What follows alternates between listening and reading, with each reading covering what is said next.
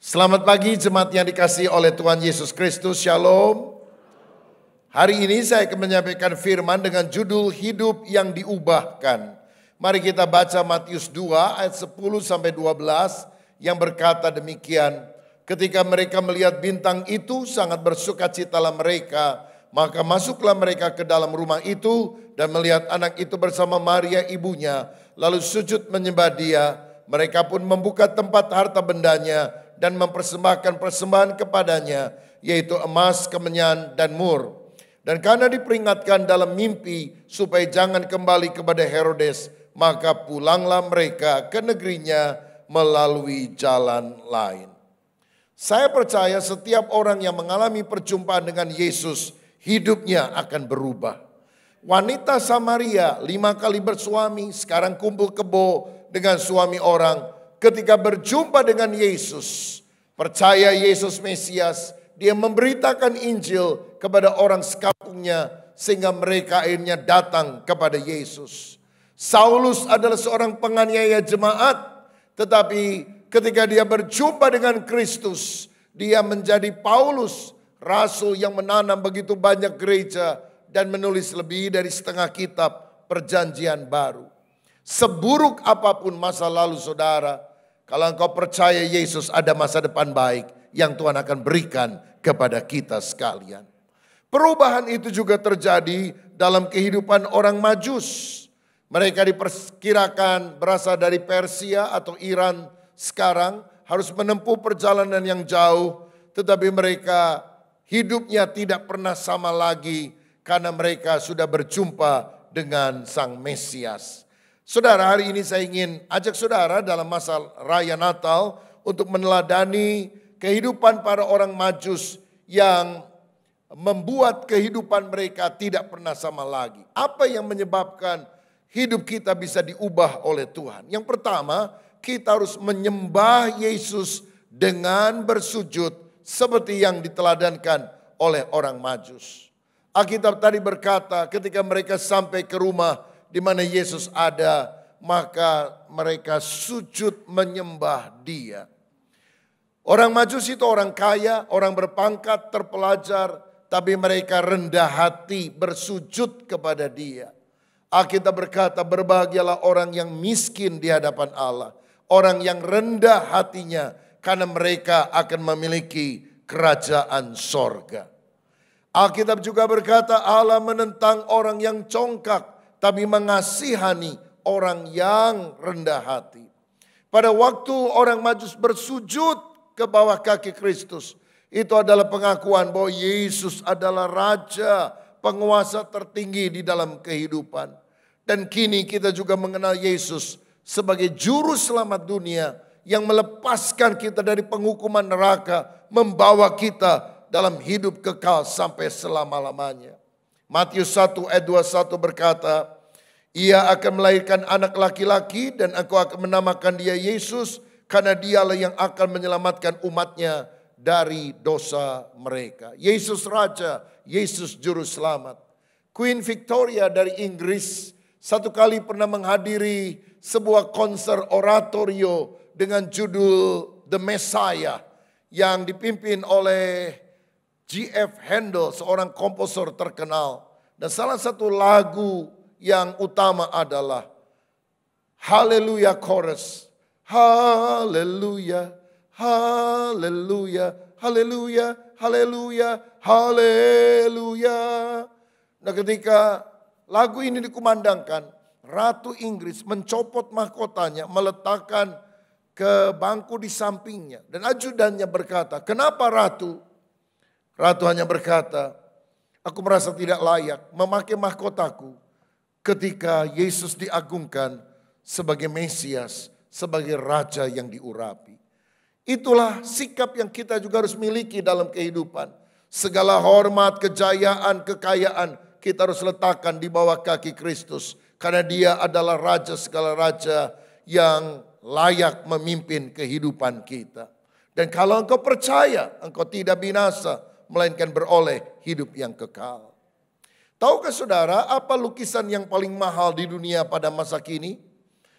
Ternyata lukisan termahal adalah lukisan gambar Tuhan Yesus yang disebut Salvator Mundi, Yesus Juru Selamat Dunia. Ini adalah karya terakhir dari Leonardo da Vinci yang juga telah melukis Mona Lisa dan The Last Supper. Ukurannya tidak terlalu besar, kira-kira 2 jengkal horizontal, 3 jengkal vertikal. Dibeli di Balai Lelang Christie November 2017 dengan harga fantastis 450 juta US dollar atau setara dengan 6,4 triliun, bukan miliar saudara, 6,4 triliun. Siapa pembelinya? Pangeran Arab Saudi Mohammed bin Salman. Ini yang mengejutkan, karena yang belinya bukan orang Kristen, saudara. Ini foto atau lukisan paling mahal di dunia, 6,4 triliun. Ada yang mau beli 6,5 triliun? Ah, duitnya juga nggak ada. Dan kalau kita untuk mengalami keselamatan harus membeli lukisan ini, 6,5 triliun masuk neraka kita semua, saudara sekalian. Tapi saya mau bilang, Mohammed bin Salman hanya punya lukisannya. Saudara bisa memiliki pribadinya dengan cara menerima Yesus sebagai juru selamat masuk ke dalam hati kita. Oh, inilah kasih karunia Tuhan yang telah diberikan cuma-cuma bagi kita yang percaya kepadanya. Sehingga kita bisa mengalami keselamatan. Orang Majus sujud menyembah. Kemudian mereka mempersembahkan persembahan berharga emas, kemenyan, dan mur. Yang merupakan pengakuan Yesus adalah Tuhan, penguasa tertinggi dalam kehidupan kita. Saudara, kita harus belajar hidup dengan tulus, tanpa pamrih ketika memberi sesuatu kepada Yesus. Memberi itu tidak boleh transaksional. Tuhan, saya kasih 1 juta dan engkau berkata engkau akan melipat gandakan 30, 60 sampai 100 kali lipat ganda. Berarti saya kasih 1 juta, akhir bulan saya minta gantinya 100 juta, 100 kali lipat. Ini bukan memberi, ini dagang, saudara-saudara. Hubungan kita dengan Tuhan bukan hubungan antara penjual dan pembeli.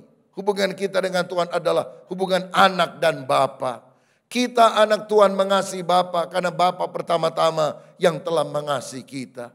Saudara-saudara, taat saja melakukan apa yang merupakan perintah Tuhan. Memberi dengan tulus. Tuhan akan melakukan bagiannya, memberkati kita. Jangan urusi bagian Tuhan, Dia tahu mengurus urusannya sendiri. Urusi saja bagian kita. Memberi dengan tulus tanpa pamrih. Bukan fokus diri, egois. Aku memberi sedikit supaya dapat banyak. Aku kasih pancingan dengan umpan ikan teri supaya aku dapat ikan tongkol. Aku dapat kasih ikan tongkol sebagai pancingan supaya dapat ikan paus. Jika itu motivasi kita beribadah, jika itu motivasi kita memberi, kita tidak mengerti bahwa seperti orang Majus, kita harus mempersembahkan yang terbaik tanpa pamrih, tanpa meminta sesuatu. Ada orang sekarang memberi tapi merasa berjasa, ingin ngatur-ngatur. Itu seperti Ananias dan Safira, saudara. Persembahannya tidak berkenan kepada Tuhan. Orang Majus, kenapa mereka mempersembahkan persembahan yang indah? Karena mereka diawali dengan sujud menyembah. Sujud menyembah dulu baru mempersembahkan. Bukan mempersembahkan dulu tanpa sujud menyembah. Saudara, ketika kita hidup berfokus kepada Kristus, maka pangkat kita, kehebatan kita, semuanya hanyalah sesuatu yang kita bisa persembahkan kepada Tuhan. Berapa hari lalu saya dan istri pergi ke Jambi, pelayanan Natal di sana, dan di airport dijemput oleh mobil polisi, saudara. Jadi ada mobil polisi di depan, saya di belakangnya, dan supirnya AKBP, Ajudan Komisaris Besar Polisi. Dan jadi perjalanan aman, saudara-saudara ya. Kita makan siang dan kemudian saya diantar ke hotel. Dan kemudian ibadah Natal malamnya. Lalu saya tanya kepada Ibu Gembala, tadi Pak Polisi AKBP datang nggak Natal? Oh ada, masa nggak lihat Pak?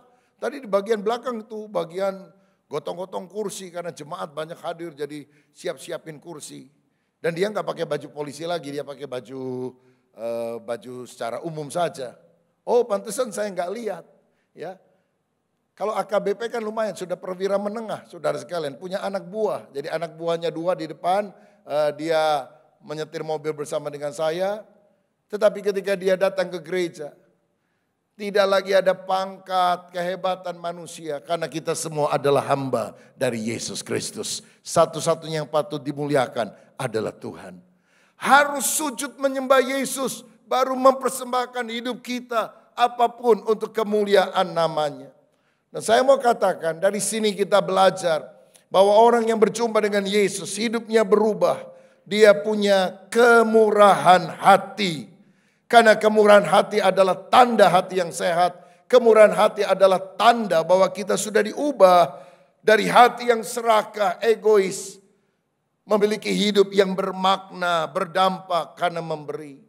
Sakius pemungut cukai suka mengambil lebih untuk dirinya sendiri. Tapi setelah bertobat, setengah harta dia bagi kepada orang miskin. Dan orang yang sudah diperas dia ganti 4 kali lipat. Orang yang sungguh bertobat, dia akan generous, suka memberi kepada orang lain. Pada masa raya Natal ini, jangan pikir kado apa yang kita akan terima, tapi apa yang kita bisa beri untuk Tuhan, untuk pekerjaannya, untuk orang-orang miskin, untuk orang-orang di sekitar kita. Jadikanlah bulan Desember ini bulan memberi. Karena dengan demikian kita menjadi uluran kasih Tuhan kepada orang-orang yang ada di sekitar kita. Siapa yang setuju? Berikan tepuk tangan yang paling meriah untuk Tuhan kita. Bulan yang lalu gempa bumi besar melanda Cianjur, 300 orang lebih meninggal dunia, saudara. Dan saya sudah minta kepada Taruna Siaga Bencana Tagana Raja Wali yang mayoritas dari GBI untuk segera turun ke lapangan setidaknya H+1. Dan mereka sudah turun ke sana, saudara. Menyiapkan tenda, tempat untuk orang-orang bisa minum, untuk makan, apa yang mereka bisa siapkan, bawa peralatan yang lain. Dan 3 minggu para dokter, perawat, orang-orang yang turun juga trauma healing, mengajar anak-anak bisa nyanyi, bergembira.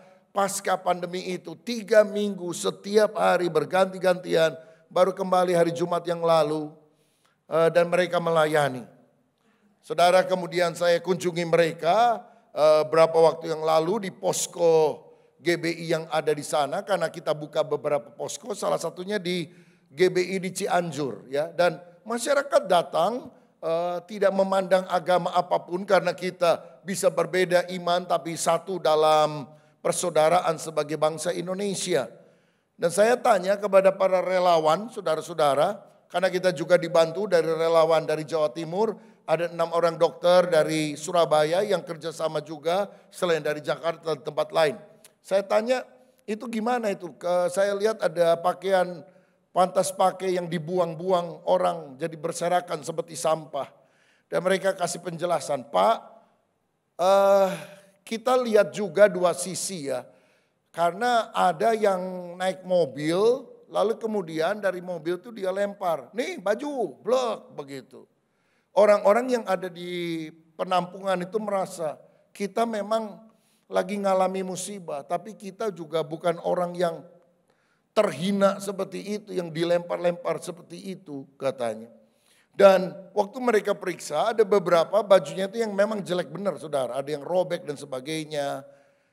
Lalu akhirnya orang-orang GBI dari Korlap, koordinator lapangan, ambil yang ada. Lalu kemudian yang jelek, yang sobek dibuang, yang bagus-bagus diambil. Lalu satu persatu mereka kasih ke tangan para pengungsi. Bapak ibu, ini ada baju masih bagus. Kalau baju bapak ibu udah gak bisa dipakai, bisa pakai ini. Ada yang baru juga saudara sekalian untuk anaknya dan sebagainya. Dan mereka bilang kita disambut dengan baik. Itu gimana kalau soal yang di gereja itu dirobek sama masakan videonya beredar kemana-mana. Dan koordinator kita bilang, Pak, kita selalu lakukan pendekatan 2 hal ini. 1, kepada pemuka agama setempat. 2, kepada pemerintah yang ada setempat. Dan mereka semua menyambut dengan sukacita. Tidak main selonong bohi begitu saja. Lalu di posko-posko kita ada tulisan Tagana Raja Wali, ada logonya PDGBI, saudara sekalian, Persekutuan Dokter GBI. Dan memang tidak terlalu besar, tapi orang tahu bahwa kami melayani dari gereja. Apakah ada yang menolak? Nggak ada, itu cuma segelintir beberapa orang saja yang akhirnya orang-orang Cianjur juga marah kepada mereka.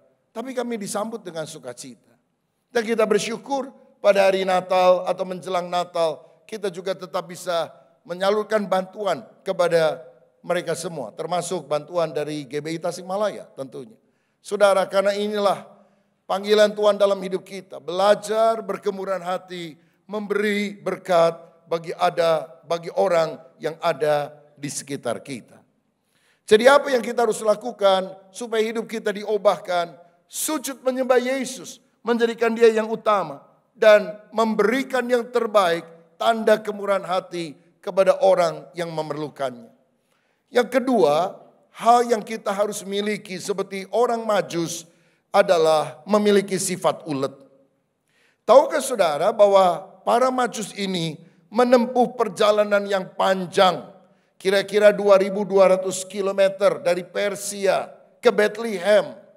Dan mereka disuruh kembali lewat jalan lain oleh malaikat, tidak ketemu lagi Herodes. Dan mungkin perjalanannya menjadi 2.400 km. Kalau dijumlahkan 4.600 km. Tidak pakai pesawat udara, mereka mungkin hanya pakai unta, dan tentu tidak mungkin hanya 3 orang yang berangkat. Kalau 3 rombongan sangat mungkin, karena ini perjalanan bisa berbulan-bulan. Cuaca yang tidak menentu, bahaya penyamun yang mengancam. Saudara-saudara, jadi mereka bersifat ulet, hanya ingin ketemu Yesus, tidak mau ketemu Herodes. Betapa ini seharusnya menjadi dorongan bagi kita. Kita harus belajar memberikan yang terbaik untuk ketemu Yesus. Tidak malas-malesan, tapi berupaya walaupun tantangan luar biasa datang. Banyak orang ditanya, kenapa enggak ke gereja? Jauh. Jauh berapa? 2.400 km ada? 24 kilo juga enggak ada. 2,4 kilo juga belum tentu, saudara. Seringkali hatinya yang jauh dari Tuhan. Ini orang Majus, posisinya jauh, tapi karena hatinya ingin menyembah Yesus, mereka ulet. Natal juga mengingatkan kita akan Yusuf Maria dari Nazaret pergi ke Bethlehem sekitar 154 km. Dan kemudian dari Bethlehem mereka tidak boleh pulang ke Nazaret, harus membawa anaknya ke Mesir karena Herodes akan membunuh dia. Itu kira-kira 940 km. Lewat perjalanan yang panjang, padang gurun, bahaya liar, hutan dan hewan liar, bahaya penyamun atau perampok, cuaca yang berubah-ubah. Dan ini mengingatkan kita supaya jangan jadi orang yang gampang berputus asa, tapi hadapi tantangan dengan ulet. Tahun 2023 diramalkan menjadi tahun yang sulit. Bahkan Presiden pernah berkata, tahun ini sulit, tahun depan gelap. Tapi saya yakin kalau Yesus ada dalam hidup kita, terang kemuliaan Tuhan akan bersinar. Tahun 2023 akan menjadi tahun penyertaan Tuhan, tahun kemenangan. Karena Dia Yehova Jireh, Allah yang menyediakan segala keperluan kita. Siapa yang percaya, berikan kemuliaan untuk Tuhan kita. Saya baca dalam Alkitab, pada zaman Abraham ada kelaparan. Pada zaman anaknya Ishak pun ada kelaparan. Pada zaman Elia ada kelaparan. Tapi Tuhan tetap memelihara umatnya. 40 tahun orang Israel ada di padang pasir. Nggak bisa bercocok tanam, tidak ada warung, tidak ada mall. Tapi mereka bisa makan. Ada roti dari sorga 40 tahun disuplai untuk mereka. Kalau di padang pasir Tuhan pelihara umatnya. Masa di kota Tasikmalaya Tuhan tidak bisa pelihara umatnya? Pada di sini ada mie baso, ada bubur, ada soto, ada apa lagi ya? Ada McDonald, begitu saudara sekalian. Pasti Tuhan akan peliharakan umatnya. Duitnya dari mana? Bekerja dengan rajin. Nanti Tuhan akan peliharakan kehidupan kita. Jadi jangan gampang menyerah. Jangan gampang putus asa. Jangan terintimidasi oleh sosial media. Sulit, sulit, sulit. Itu psikologi mencekoki kita. Sulit, sulit, sulit. Tapi firman berkata, Immanuel, Allah beserta dengan saya. Segala perkara dapat kutanggung di dalam Dia. Akulah jalan, kebenaran dan hidup. Tuhan akan memberikan jalan keluar bagi kita. Jalan keselamatan aja Dia sediakan, apakah lagi jalan keluar untuk mengatasi masalah saudara. Biar firman itu menguatkan kita. Dan anggaplah kesulitan sebagai sparring partner. Supaya kita tidak lemas, tidak lesu. Tapi berkobar untuk Tuhan. Banyak orang kan kalau nyaman malah santai, malah tidur-tiduran. Imannya lemah. Tapi begitu ada masalah mulai berdoa, mulai cari Tuhan. Cek malaikat wah mendingan dikasih masalah nih. Ya, kalau nggak ada masalah mah jarang ke gereja. Udah ada masalah cari Tuhan. Saudara, karenanya ada masalah nggak ada masalah cari Tuhan. Itu yang penting. Kalau saudara suka makanan Jepang, saudara pergi ke restorannya, salah satu menunya itu adalah salmon. Ya. Ada salmon yang segar, yang masih mentah itu saudara sekalian. Wah itu banyak orang suka atau digoreng pun tetap enak. Tetapi salmon yang paling enak adalah salmon yang masih fresh. Ketika datang ke restoran masih belum mati. Karena itu banyak nelayan-nelayan kemudian mengambil salmon dari laut dan menyiapkan semacam tempat penampungan dari air. Supaya salmon itu ketika dibawa ke darat itu tetap hidup. Tapi entah kenapa kebanyakan salmon sudah mati. Padahal airnya disediakan, makanannya disediakan. Sampai satu kali ada seorang nelayan Jepang punya ide. Dia masukin 1-2 ekor ikan piranha yang kecil. Piranha kan makan daging. Jadi ikan salmon ini dikejar-kejar sama piranha. Dan salmon ketika dikejar piranha gak mau mati. Wah, terus lari terus. Akibatnya apa? Sampai ke darat masih seger semuanya. Dan itulah yang kemudian dijual di restoran Jepang. Saudara-saudara, jadi kalau ada masalah datang dalam kehidupan, wah itu piranha kecil ya membuat kita on fire, semangat, bergairah. Karena kita tahu ada Tuhan yang menyertai kita. Jangan anggap masalahmu adalah hal yang sangat berat yang Tuhan izinkan untuk membinasakan kita. Tidak. Saya mau katakan masalahmu yang terbesar akan menjadi kesaksianmu yang terhebat. Persoalanmu yang paling sulit akan menjadi mujizat Allah yang paling dahsyat terjadi dalam hidup saudara. Karena kita punya sifat ulet.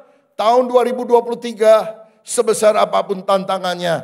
Ulet, gigi, tabah, maju terus. Seperti orang Majus melangkah ribuan kilometer. Seperti Yesus, Maria, Yusuf melangkah pergi ribuan kilometer juga dari Nazaret ke Bethlehem, Bethlehem ke Mesir. Kalau kita terus ulet, pasti ada kemenangan. Tahun depan menjadi tahun yang luar biasa karena Tuhan menyertai kita. Saya lihat orang kaya di mana-mana itu biasanya merintis dari bawah, saudara sekalian. Dan karena mereka ulet jadi orang kaya. Jangan suka niru sama yang flexing ya. Tahun yang lalu itu wah banyak banget yang flexing ya. Pamer mobil mewahnya, pamer naik pesawat pribadi dan sebagainya. Ternyata pinjem semuanya. Sekarang tahun ini kita lihat yang pamer-pamer masuk penjara semuanya saudara. Keuletan kunci keberhasilan. Orang yang menabung setahap demi setahap itu diberkati. Ya, yang maunya cepat kaya malah ngalami kesusahan. Jangan ingin membuat orang lain terkesan. Mari kita hidup sesuai dengan berkat Tuhan. Bertahap pasti Tuhan akan memberkati kita pada akhirnya. Dan yang terakhir, yang ketiga, keteladanan yang kita harus ikuti dari orang Majus sehingga Natal ini sungguh mengubah kehidupan kita. Dari kehidupan yang putus asa menjadi kehidupan yang ulet.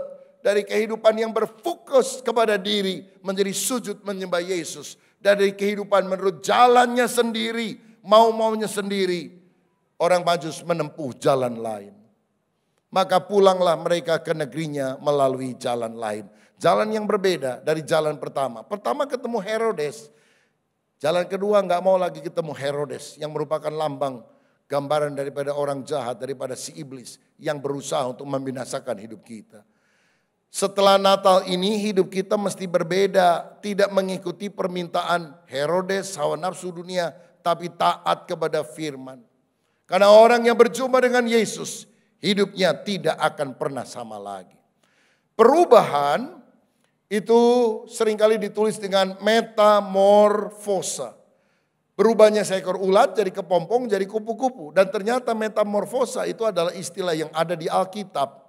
Roma 12 ayat 2, janganlah kamu menjadi serupa dengan dunia ini, tetapi berubahlah. Nah, kata berubah, bahasa Yunaninya metamorfoo. Dari kata dasar metamorfosis, metamorfosa. Berubahnya ulat jadi kepompong, jadi kupu-kupu. Berubahlah oleh pembaruan budimu, sehingga kamu dapat membedakan manakah kehendak Allah, apa yang baik, yang berkenan kepada Allah, dan yang sempurna.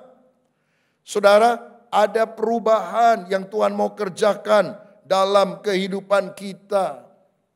Jadi siapa yang ada dalam Kristus, dia adalah ciptaan yang baru. Yang lama sudah berlalu, sesungguhnya yang baru sudah datang. Lihat perubahan ulat jadi kepompong, jadi kupu-kupu, itu bukan cuma perubahan bentuk luar, tapi mesti menjadi perubahan gaya hidup kita. Misalnya, ulat itu merangkak, kupu-kupu itu terbang. Ulat makan daun, kupu-kupu lebih keren, mengisap madu. Ulat tampak rakus, kupu-kupu tampil anggun.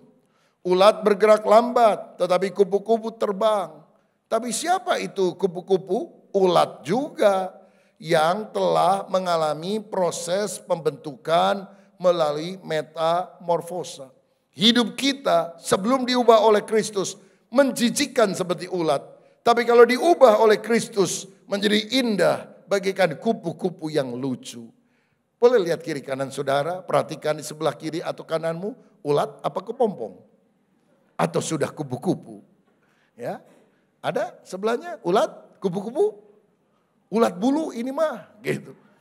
Saudara, biarlah Tuhan mengubah kita dari ulat yang menjijikan menjadi kupu-kupu. Next slide. Karena itu kita harus membuang hal-hal yang buruk dalam kehidupan kita agar tampilan Kristus itu nyata. Mungkin saudara pernah mendengar seorang pemahat ternama Michelangelo. Dia membuat patung pahatan Pieta yang sangat terkenal disimpan di Vatikan. Waktu Yesus diturunkan dari salib digendong oleh Ibu Maria. Ini gambaran atau pahatan yang tak ternilai harganya. Satu karya lain dari Michelangelo adalah Daud. Dan Daud ini dibentuk dari satu bongkahan batu saja. Jadi satu batu besar kemudian dikikis menjadi patung David. Dan kalau saudara perhatikan ini sangat bagus sekali karena detailnya juga dia perhatikan sampai seperti ada otot-otot, tulang di dadanya.